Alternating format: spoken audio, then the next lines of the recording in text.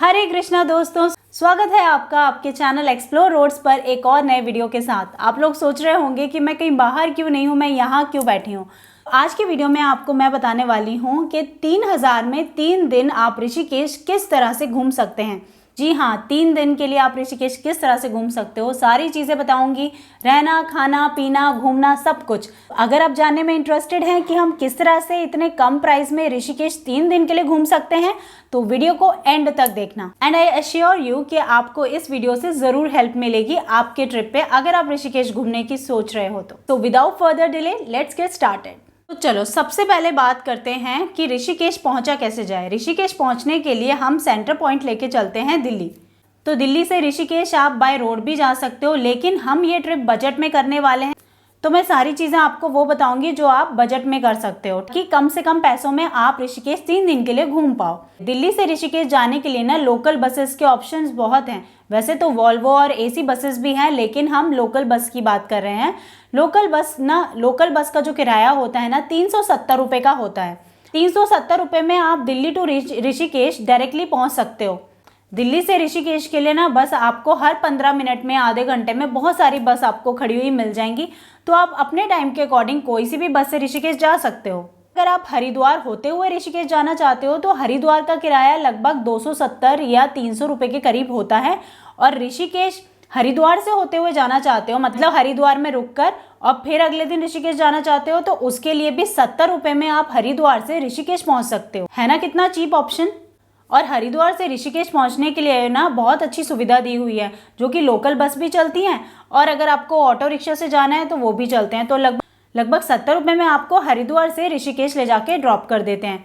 और बस का रेट तो और भी कम है, तो बस में आपको और भी कम टिकट लग जाएगा। जब 70 रुपये ऑटो में है तो बस में तो आपको और भी कम लगेगा। तो इस तरह से आप ऋषिकेश पहुंच जाते हैं। तो चलिए हम पकड़ते हैं सुबह की बस, जो हमें दोपहर तक ऋषिकेश पहुंचा दे। ऋषिकेश पहुंचने के लिए कम से कम आपको 5.5 से 6 घंटे लग जाते हैं। तो हम पहुंच चुके ऋषिकेश में पहुंचकर दूसरी बात आती है कि जी रहे कहाँ पर। अब देखो, बजट में करने आए तो होटल में तो हम लोग नहीं रहेंगे, ठीक। अगर होटल की बात करूँ ना तो कम से कम ना 800 रुपये से शुरुआत होगी, जिसमें आपको बिल्कुल बेसिक जो रूम आपको शायद पसंद भी नहीं आएगा, इस तरह का रूम आपको मिलेगा। और अगर थोड़ा ठीक ठाक सा लेना है तो आपको वो 1000-1200 की रेंज में मिलेगा। हम कम से कम पैसों में रहना चाहते हैं ताकि हम अच्छे से रह भी सके, अच्छी जगह भी, और जिसका पैसे भी कम हो। तो उसके लिए सबसे बेस्ट ऑप्शन जो होता है ना वो होता है हॉस्टल। देखो, मैं सिंगल पर्सन के हिसाब से बता रही हूँ, जो भी खर्चा बताऊंगी ना वो सिंगल पर्सन के हिसाब से बता रही हूँ, ठीक है। तो सिंगल पर्सन के लिए सबसे बेस्ट ऑप्शन होता है हॉस्टल। हॉस्टल के ऋषिकेश में ना बड़े सारे ऑप्शन हैं। आपको लक्ष्मण झूला के पास ना तपोवन एक जगह है जहां पर बड़े सारे हॉस्टल आपको मिल जाएंगे रहने के लिए। और हॉस्टल का जो चार्जेस होते हैं ना, लगभग मैं आपको बताऊं 200 रुपये से शुरुआत हो जाती है, ठीक है। 200 रुपये वाले हॉस्टल भी होते हैं, 250 वाले, 300, 350, 400, 500, इस तरह के आपको वेरिएशन मिल जाते हैं हॉस्टल। मैक्सिमम जो महंगे से महंगा हॉस्टल भी होगा ना वो आपको लगभग 700 तक मिल जाते हैं। 700 लास्ट प्राइस है, ठीक है। डॉर्म्स का, इसको डॉर्मेट्री कहते हैं। डॉर्मेट्री वो होते हैं जिसमें एक रूम में कई सारे बेड्स लगे होते हैं। जितने कम बेड होंगे ना उतना ज़्यादा प्राइस होगा। 4 बेड डॉर्मेट्री में रुकते हो तो उसका प्राइस आपको थोड़ा सा ज़्यादा पड़ेगा, 450 से 500 तक में आपको पड़ेगा 4 बेड वाली में, ठीक है। लेकिन यहीं आप 6 बेड वाली में लेते हो तो 6 बेड वाली में ना ये प्राइस 300-350 तक आ जाएगा, या 300 तक भी आ जाएगा, ठीक है। लेकिन अगर आप और भी इसे 8 बेड वाली में लेते हो या 10 बेड वाली में लेते हो तो आपको 200 रुपये, 250 रुपये में भी आराम से मिल जाते हैं। आप सोलो ट्रिप कर रहे हो ना तो हॉस्टल्स आपके लिए बेस्ट ऑप्शन है स्टे करने के लिए। तो लड़कियां सोच रही होंगी कि बॉयज़ के साथ रुकना होगा या फिर फीमेल डॉर्मेट्रीज भी अवेलेबल होती हैं। दोनों तरह की डॉर्मेट्रीज अवेलेबल होती हैं, फीमेल भी और मेल्स भी, ठीक है। तो आपकी मर्जी है। और मिक्स डॉर्मेट्रीज भी अवेलेबल होती हैं। फीमेल डॉर्मेट्री का जो प्राइस होता है ना वो 50-70 रुपये थोड़ा सा ज़्यादा होता है, और जो मिक्स डॉर्मेट्रीज होती हैं उनका प्राइस थोड़ा कम होता है। तो आप अपने कन्वीनियंट के हिसाब से देख सकते हैं कि आपको किस में रुकना है। प्राइसेस मैंने आपको बता दिए हैं डॉर्मेट्रीज के। बात करूँ अगर हॉस्टल के एनवायरनमेंट की, कि वहाँ का एनवायरनमेंट कैसा होता है, तो हॉस्टल का जो एनवायरनमेंट होता है ना वो काफ़ी ज़्यादा फ्रेंडली होता है, काफ़ी ज़्यादा अच्छा होता है। वहाँ पर आपको हर तरह के लोग मिलेंगे और वो सारे के सारे ट्रैवलर्स होते हैं, कोई रिसर्च करने के लिए आए हुए होते हैं। ज़्यादातर आपको ट्रैवलर्स मिलेंगे हॉस्टल्स में, और जो कि फॉरेनर्स भी होंगे, इंडियंस भी होंगे। तो काफ़ी ज़्यादा लोगों के साथ आपको एक्सपीरियंस शेयर करने को मिलता है, जो आपके ट्रैवल एक्सपीरियंस को और भी ज़्यादा इन्हेंस कर सकता है। अगर आपने मेरे व्लॉग नहीं देखे हैं कि मैंने कहाँ स्टे किया, कहाँ पे रही, तो आप जाके मेरे व्लॉग देख सकते हैं। उसमें मैंने आपको सब कुछ दिखाया है कि हॉस्टल के रूम कैसे होते हैं, कैसे बेड्स होते हैं, वॉशरूम कैसा होता है, तो सब कुछ मैंने आपको उस व्लॉग में दिखाया है। वो मैं आपको इस वीडियो में नहीं, उसके लिए आपको मेरे वो वाले व्लॉग्स देखने पड़ेंगे, ऋषिकेश वाले। अब आप सोच रहे होंगे कि हॉस्टल्स में बुकिंग ऑनलाइन होती है या ऑफलाइन। देखिए, हॉस्टल्स में आपकी ऑनलाइन बुकिंग होती है, आप ऑफलाइन जाकर भी ले सकते हैं, लेकिन ऑफलाइन थोड़ा सा ये झंझट हो जाता है। बाई चांस अगर वहाँ पे रूम नहीं हुआ, बेड नहीं खाली हुआ, तो आपको नहीं मिलेगा। ऑनलाइन बुक करना ज़्यादा सही रहेगा, क्योंकि इससे आपका बेड जो है वो रिजर्व हो जाता है। ऑनलाइन बुकिंग कहाँ से होगी? आप booking.com से भी कर सकते हैं या फिर hostelworld.com से भी कर सकते हैं। ये दोनों वेबसाइट से आप अपना बेड बुक कर सकते हैं। अब हमारा स्टे का इंतजाम भी हो गया। अब बारी आती है कि हमने स्टे तो कर लिया, अब हमारे पास बचता है आधा दिन, क्योंकि तो पहले दिन का हमारे पास आधा दिन बचा है। तो अब हम कहाँ घूम सकते हैं? तो पहले दिन हम जाएंगे परमार्थ आश्रम, क्योंकि वहां पर संध्या आरती का समय होता है लगभग 7 बजे, ठीक है, और सर्दियों में होता है 6:30 बजे।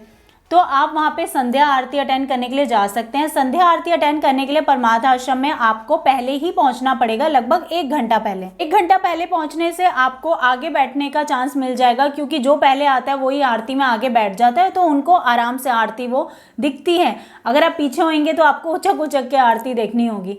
और अगर आप और पहले जाओगे तो और पहले जाने से क्या होगा कि आप परमार्थ निकेतन आश्रम अंदर से घूम सकते हो। परमार्थ आश्रम घूमने के लिए कोई चार्ज नहीं देना पड़ता, वो बिल्कुल फ्री ऑफ कॉस्ट होता है। आप वहां जाके अंदर की खूबसूरती देख सकते हो, और उसके बाद जैसे ही आरती का वक्त हो जाए तो आप संध्या आरती अटेंड कर सकते हो, गंगा जी में पूजा कर सकते हो। तो आराम से 8-9 वहीं पर बच जाएंगे, और उसके बाद आप खाना वाना खा के आप सीधे अपने हॉस्टल चले जाओगे। तो इस तरह का आपका पहला दिन हो जाता है खत्म। लेकिन खाने की बात आई है बीच में, खाना कहाँ खाएं?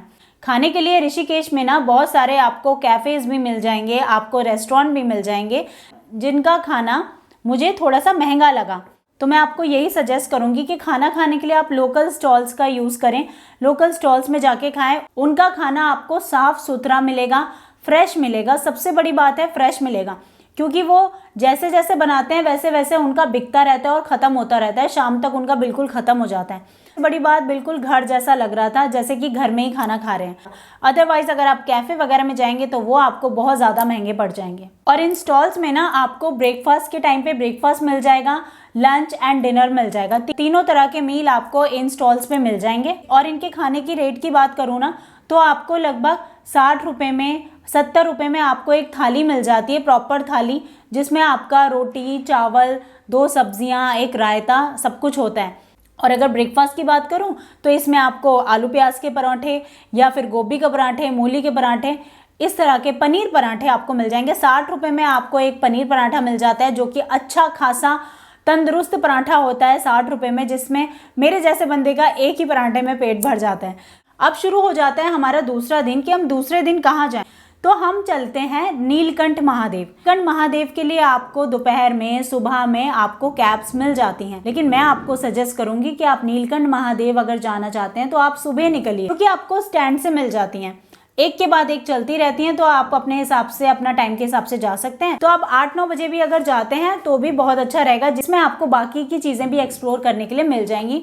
इसलिए आप सुबह निकलिए, अपना ज़्यादा से ज़्यादा टाइम जो है वो एक्सप्लोर करने में निकालिए, ठीक है। अगर आप 9 बजे जाकर भी अगर टैक्सी लेते हैं, जो कि बहुत ही आसानी से मिल जाती है, टैक्सी का जो चार्जेस होते हैं वो लगभग 250 रुपये पर हेड होते हैं, जिसमें आना जाना इंक्लूड होता है। नीलकंठ जाने का जो रास्ता है ना, लक्ष्मण झूला से लगभग 24-25 किलोमीटर का पड़ता है, ठीक है, एक साइड का। तो आना जाना इंक्लूड होता है 250 रुपये में, जो कि काफ़ी ज़्यादा अफोर्डेबल है, महंगा नहीं है। इसमें ज़्यादातर जो टैक्सी चलती है ना वो SUV टाइप की चलती हैं, तो इसमें आपको जितने भी सीट्स होती हैं उतने मेंबर्स वो अपनी गाड़ी में बिठाते हैं, पर बंदा वो 250 रुपये लेते हैं और आपको नीलकंठ महादेव ले जाते हैं। आपको वहाँ पे टैक्सी स्टैंड पे उतार देंगे, वहाँ से आपको मंदिर तक पैदल जाना होता है, जिसका दूरी लगभग 1 किलोमीटर के करीब होता है।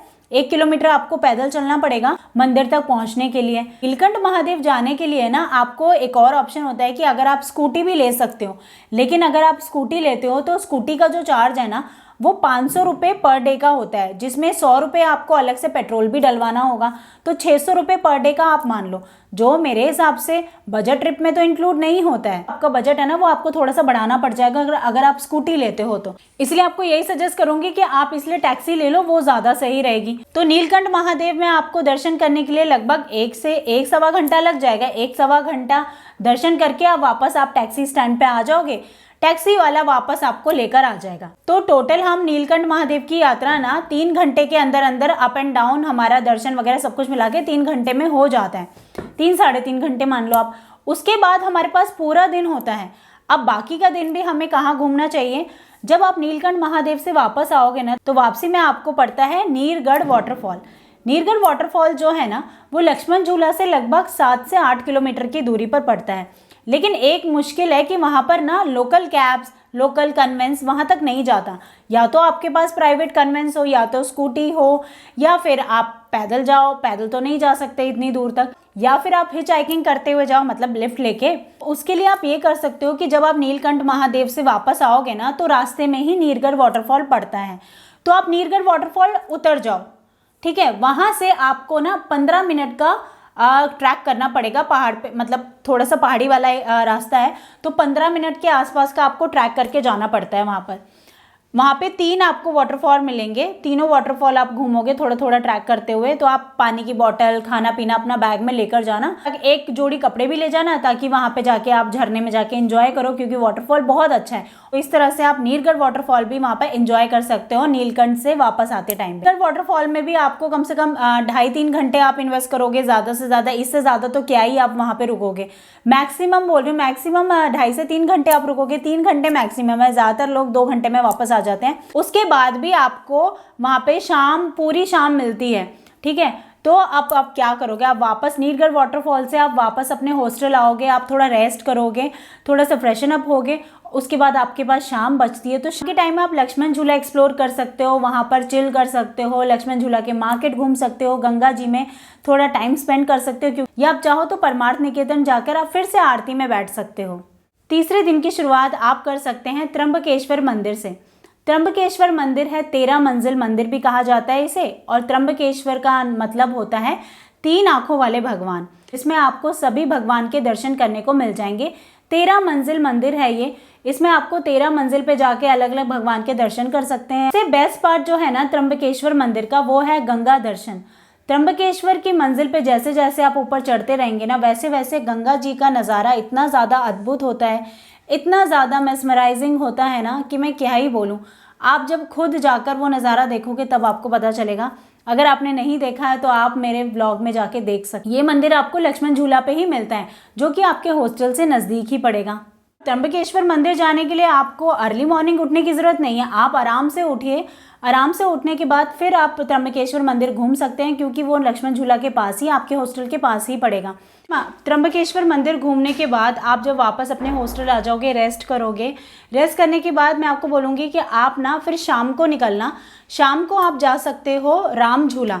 राम झूला के बाद ना आपको शाम की जो आरती अटेंड करनी है ना, वो करनी है त्रिवेणी घाट की आरती। त्रिवेणी घाट की आरती हाईली रेकमेंड करती हूँ मैं। परमार्थ आश्रम से ज़्यादा मुझे त्रिवेणी घाट की आरती बहुत अच्छी लगी, बहुत ही ज़्यादा मन लगा, मतलब लिटरली उधर गूज बम्स आ रहे थे वो आरती अटेंड करने के बाद। बहुत अच्छा लग रहा था, बहुत अच्छी फीलिंग आ रही थी, बहुत मज़ा आ रहा था। मतलब मैंने अपनी लाइफ में सिर्फ एक ही बार त्रिवेणी घाट की आरती अटेंड करी है, और उसमें मैं ऐसी हो गई कि नहीं, मैं हर बंदे को मैं सजेस्ट करती हूँ कि त्रिवेणी घाट की आरती ज़रूर जाना। परमार्थ आश्रम की आरती मुझे उतनी ज़्यादा अच्छी नहीं लगी त्रिवेणी घाट की आरती के सामने। टाइमिंग सभी जगह का एक ही होता है आरती का, चाहे आप हर की पौड़ी का ले लो, चाहे आप परमार्थ आश्रम का, चाहे आप त्रिवेणी घाट का, सब जगह सेम टाइम होता है आरती का। अब त्रिवेणी घाट आरती जाने के लिए ना आपको जो पैसे खर्च करने पड़ते हैं ऑटो के, तो आपको लगभग, अगर आप रिजर्व करके जाते हो तो ऑटो वाला 400 रुपये लेता है, रिजर्व करके जाओगे, ठीक है। लेकिन रिजर्व करके बिल्कुल भी नहीं जाना, आप जाना शेयरिंग में। ऋषिकेश में घूमने के लिए सबसे बेस्ट तरीका जो होता है ना, वो होता है शेयरिंग ऑटो में जाने का। शेयरिंग में करके जाओगे तो वो आपको बहुत ज़्यादा अफोर्डेबल पड़ेगा, आपको पता ही नहीं चलेगा कि यार इतने सस्ते में हम लोग ने ऋषिकेश घूम लिया, ठीक है। तो आपको लक्ष्मण झूला से राम झूला जाने तक के लिए ना 20 रुपये लगते हैं ऑटो के, ठीक है, पर हेड। और आप लक्ष्मण झूला से डायरेक्ट अगर त्रिवेणी घाट जाना चाहते हो, मतलब राम झूला बीच में पड़ता है त्रिवेणी घाट और लक्ष्मण झूला के, तो लक्ष्मण झूला से डायरेक्टली अगर आप त्रिवेणी घाट जाना चाहते हो तो लगभग जितने लोग होंगे ना, तो वो 400 रुपये वो ऑटो वाला उन लोगों में डिवाइड कर देता है। तो मेरे आए थे 70 रुपये आए थे एक साइड के, ठीक है। और जब वापस आई थी त्रिवेणी घाट की आरती अटेंड करके तो मेरे लगे थे 40 रुपये। तो डिपेंड करता है कि ऑटो वाला कितने पैसे मांग रहा है, तो आप ज़्यादा से ज़्यादा लोग इकट्ठे हो जाओ उतने कम पैसे आपके लगेंगे। तो लेकिन अगर आपको त्रिवेणी घाट की जो आरती है जैसे 6:30 बजे शुरू होगी ना, या 6 साढ़े 6 बजे शुरू होगी, तो उससे पहले आप राम झूला घूम सकते हो। आप लक्ष्मण झूला से डायरेक्ट राम झूला चले जाओ, वहाँ की मार्केट घूम लो। वहाँ की मार्केट जो है ना, वो जेम्स, स्टोन्स, माला, शो पीसेस, क्रिस्टल्स, इस तरह के ब्रेसलेट्स वगैरह आपको चाहिए हो तो इस तरह के जो चीज़ें हैं ना, वो आपको वैसे तो लक्ष्मण झूला में भी मिल जाएंगी, राम झूला में भी बहुत बड़ी मार्केट है उसकी। हैंड बैग्स वगैरह, कपड़े वगैरह, ये सब आपको राम झूला में भी मिल जाती है। तो अगर आप शॉपिंग करने के शौकीन हो तो आप राम झूला भी एक्सप्लोर कर सकते हो। वहाँ पे आपको खाने पीने के भी कई सारे ऑप्शंस मिल जाते हैं, लक्ष्मण झूला पे भी मिल जाते हैं और राम झूला पे भी मिल जाते हैं। तो इस तरह से हो जाते हैं हमारे 3 दिन का ट्रिप कंप्लीट। इसमें आपके बस के हो गए 370 रुपये, 250 रुपये पर हेड के हिसाब से आपका हो गया हॉस्टल का स्टे का, तो आपका हो गया 750 रुपये, और 250 रुपये हो गया आपका नीलकंठ जाने का। 500 रुपये पर डे का मील का अगर लगाते हैं तीनों वक्त का लोकल स्टॉल पे, तो आपका हो जाता है 1500 रुपये 3 दिन का, 2870 रुपये आपका हो जाता है। और आपका लोकल जो कन्वेंस में जो आपका 50-70 रुपये जो खर्च होएगा, वो भी आपका 2-3 जगह ही होगा, क्योंकि क्या है कि ज़्यादा से ज़्यादा वहाँ पे पैदल घूमने का ही है, पैदल एक्सप्लोर करने का ही है जहाँ पे भी आप रुकोगे। तो इसलिए आपको ज़्यादा कन्वेंस में, लोकल कन्वेंस में खर्च नहीं करना पड़ेगा। तो उसके लिए फिर भी मैं 2870 रुपये अगर चार्ज होता है, तो हम मोटा अगर मान ले तो 3000 रुपये हम मान लेते हैं। 3 दिन के हम 3000 रुपये इंक्लूडिंग ऑल थिंग्स। मैंने रिवर राफ्टिंग इंक्लूड इसलिए नहीं किया है क्योंकि कुछ लोग रिवर राफ्टिंग करते हैं, कुछ लोग नहीं करते हैं। ये पूरी तरह से ऑप्शनल है, आपके चॉइस के ऊपर है। क्योंकि रिवर राफ्टिंग जो है ना, वो एक्स्ट्रा एक्टिविटीज़ में आता है। अगर आप एक्स्ट्रा एक्टिविटी करना चाहते हैं तो आपके 500 रुपये ऐड कर लीजिएगा इसमें। अगर आप नहीं करना चाहते क्योंकि आप बजट में कर रहे हैं, तो आप 3000 के अंदर 3 दिन में आराम से आप एक्सप्लोर कर सकते हैं ऋषिकेश। दोस्तों, आई होप कि ये वीडियो आपके लिए हेल्पफुल होगा और आपकी ट्रिप में, आपकी ट्रैवलिंग में आपको जरूर हेल्प मिलेगी इस वीडियो से। चलिए मिलती हूँ आपसे एक नए डेस्टिनेशन पे एक नए व्लॉग के साथ। तब तक के लिए हरे कृष्णा।